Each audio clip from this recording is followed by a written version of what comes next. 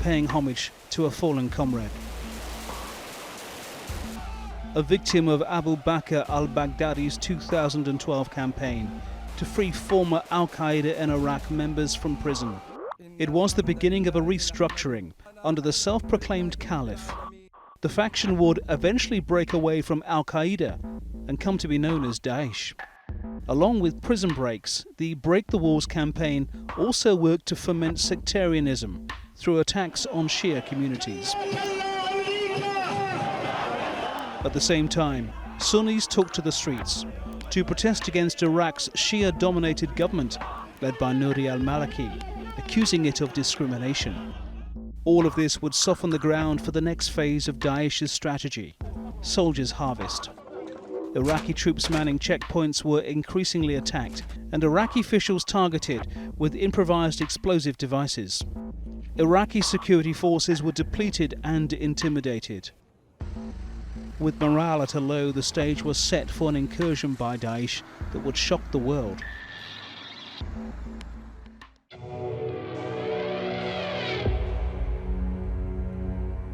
Daesh was born in Iraq. A number of Sunni officers who were pushed out of the military after the fall of Saddam Hussein joined the group.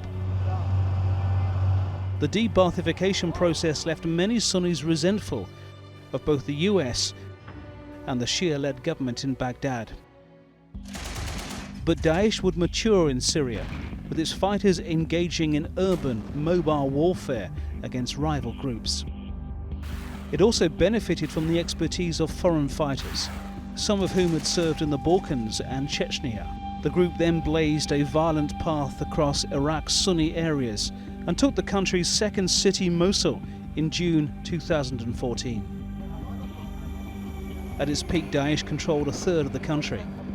They secured supply lines that stretched from Mosul to its de facto capital in Syria, Raqqa.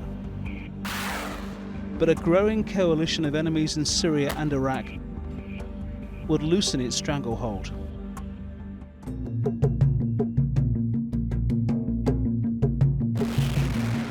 Fallujah was the first Iraqi city to fall to Daesh in January 2014. Its liberation in June this year by Iraqi security forces with the help of Shia militias was a turning point. While to the north, Peshmerga forces have increasingly taken control of Daesh strongholds along the supply lines into Syria. Both in the north and the south, the US has backed the fight against Daesh with daily airstrikes, all in the lead-up to this announcement. أعلن اليوم ابتداء هذه العملية لتحريركم من بطش وإرهاب داعش وإن شاء الله قريبا نلتقي في أرض الموصل لنحتفل جميعا بتحريرها وبخلاصكم. Iraqi security forces have dropped flyers warning of an imminent offensive, one that has long been in the making. Because of the pre-positioning of forces, we feel confident that we will be in a position to move forward fairly rapidly. The fight to retake Mosul is a national effort to rid the country of Daesh once and for all. It's a final foothold for the group in Iraq at a time when it's losing territory from Syria to Libya. Well, Kurdish Peshmerga forces, they're coming from the north. The Iraqi army, they're attacking from the south and the east. But this is the largest military operation since the US-led invasion of Iraq in 2003. Francis Collings, the Newsmakers in Erbil in northern Iraq. Joining me now from Baghdad is Saad al-Mutalibi. He is a member of Iraq's governing State of Law coalition and also a member of the Baghdad Security Committee. And here in the studio, I'm joined by Ahmed al-Burai, a lecturer at Istanbul Aydın University. Thanks both so much for joining us. Let me just start in the studio with Ahmed. Does this fight for Mosul and all of its complexity and all the danger have at least that silver lining for once, that all of Iraq's forces are now working together in unity in the name of one country, or is this the calm before the storm of more sectarian violence to come if Mosul is liberated? I think it's the second option, because if you go back to the track record of the Iraqi government and the way this happened before in Fallujah, this happened before in Ramadi, in other provinces that were held by other extremists like Al-Qaeda and even ISIS itself. So what happened later on, they promised that the Popular Mobilization Front or units known as Hashd al-Sha'bi are not going to participate in these operations. Most of them are Shia, from the Shia sects. That's why what happened later on, they participated, and then the conflict deteriorated, and there were massive killings and more enforced disappearances, more crimes against humanity happened in these cities. That's why the people of these cities are not going to support the so-called liberation process unless they have genuine trust in the operation, and they believe that these forces came not just to get rid of ISIS, but in order to give them the alternative in the aftermath. Saad al-Mutalibi, is your outlook any more optimistic? Certainly, thank you very much. Obviously, one can look philosophically at events from a different view, but truth and facts have one face only. First of all, the Shiite PMUs, the public mobilization units, the PMUs are not taking part in this battle. They are only to close the openings that may occur during the fighting, and to surround the city from different directions in case there would be an exodus of ISIS fighters from Mosul towards Syria, where we hope that will happen, and we anticipate that the next step for ISIL will be the withdrawal of their forces and their equipment out from Mosul into the Syrian border, trying to reach the city of Raqqa or the other cities in Syria. As for the fighting forces, it's only the official fighting forces, the Iraqi army and the Peshmerga and the federal police are taking a part in the ongoing battles, which today, by the way, we liberated Hamdaniya, the chair of the Christian society in the north, and Bashiqa, and other important point in the south of Mosul. The Peshmerga have reached their targeted positions, and they are now holding the ground there. So the anticipation of your guest, I think, is slightly far away from truth. So you are confident that the unity of your forces will be maintained? Definitely. Definitely. Without any question.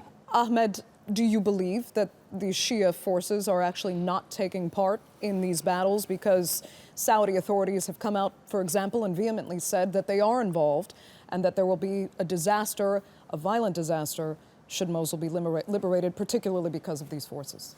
You know, that is the crux of the whole issue.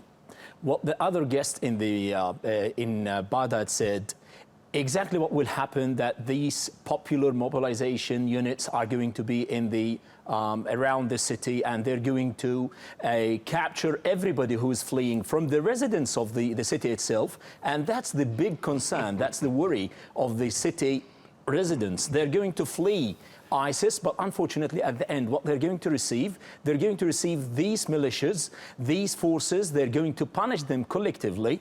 They're going to because they will accuse them of being either complicit in Daesh crimes, or they're covering Daesh and they're being affiliates to Daesh, and they cannot prove this. They're going to be extrajudicial killings, and what Amnesty International today just said, that this is going to happen, and this is not an isolated incident.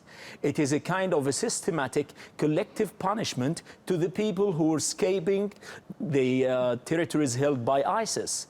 Okay, Saad al-Mutalibi, I can see you smiling in disagreement, actually.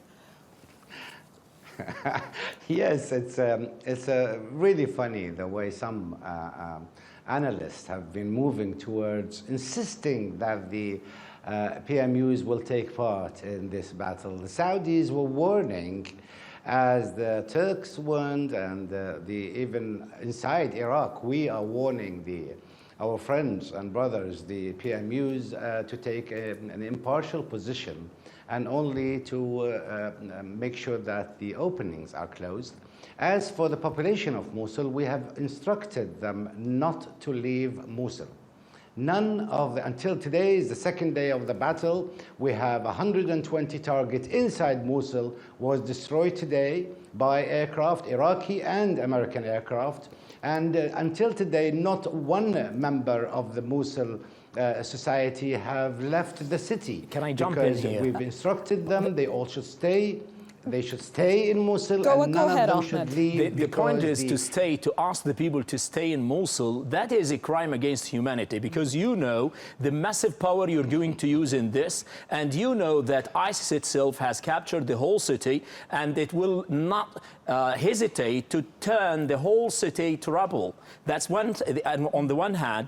On the other hand, if the people flee, if they escape this fire, where they're going to leave? Did you give them safe corridors to leave? No, you didn't. And this, what Amnesty, again, I refer back to the Amnesty International report today and yesterday, they said that they're going to forcibly disappear, and they're going to be tortured if they're going to be, and they have like testimonies and lots of eyewitnesses. This happened before. We're not speaking from a different word. We're speaking from track records of Fallujah, of Ramadi, of other provinces that have been recaptured from these extremists. Saad, I'll give you a quick minute to respond, and I'd like to move on to another topic. Go ahead.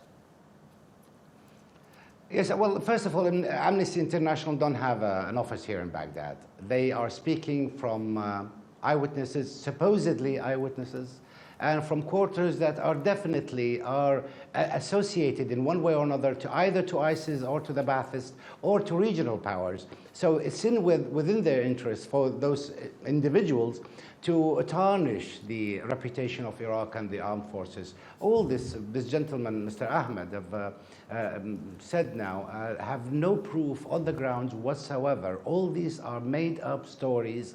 And I was in Fallujah, I was in Salahuddin, I was in Ramadi, and I've seen with my own eyes the positive treatment of the civilians and the legal treatment with the ISIS members who were turned on by the population. The population told us that this man is ISIS and this woman was doing so and so in the market and she's ISIS. The population themselves, they introduced ISIS to us. Also in Mosul, we have a complete list of all the ISIS collaborators. Okay. So there is no innocent individual will be accused falsely. Okay. Now, another issue at play here is the role of Turkey. I'd like to listen to quickly what President Erdogan had to say. Bakın şimdi Musul başladı. Şu anda Look, now the operation in Mosul has started. ne diyorlar? The operation continues. Türkiye Musul'a girmesin. What did they say? Turkey shouldn't enter Mosul. Nasıl girmeyeyim? Hey, how can I do that? 350 kilometre I share sınırım var. 350 kilometers of border with Iraq, and I'm under threat on that border. Turkey shares 911 kilometers of border with Syria, 350 kilometers with Iraq. Kusura bakmayın. Look, Doğa we are not bilecek responsible neticelerden for the sorumluyuz. possible results of an operation carried out without Turkey. We will be in the Operasyonunda da Mosul olacağız. operation, and we will be at the Biz table. masada da It's olacağız. not possible for us to stay out. Bunun dışında kalmamız mümkün değil. So Turkey has a right to be involved, according to the president, and it stresses the constructive role it can play. Saad al-Muttalibi, what do you see as Turkey's role in this conflict? We definitely understand Turkey's anxieties, and we advise them to make sure that they hold their side of the border tightly and prevent any ISIS incursion from inside Iraq into Turkey, and make sure that the Turkish side of the border is well protected. The same advice we gave to the Iranians. Iranians also, if Turkey enters Iraq, I do believe that Iran will also want their tanks and aircraft and their military gear to be in Iraq also, and in competition with the Turks. So we cannot allow any international force to enter Iraq with military hardware into our soil. They can be as trainers, they can help us in supply, they can help us with information and intelligence, but actual tanks and guns, these are definitely, we didn't allow the Americans to do that. let alone Turkey or Iran. Okay, Ahmed. I think this is a little bit ridiculous to say that the Americans are not involved. We all know the Americans have been in Baghdad, in Iraq since 2003, and they didn't leave. And that's one point. The other point, Mr. al-Abadi himself came here to Turkey in 2014, and he asked Turkey to train and give more logistic services to the soldiers, the Iraqi soldiers in Bashika camp. So how come now he's not asking Turkey to take part in that? That's one part. The other part is Turkey have real concern because we all know that Turkey will take the biggest share if the influxes of the refugees start.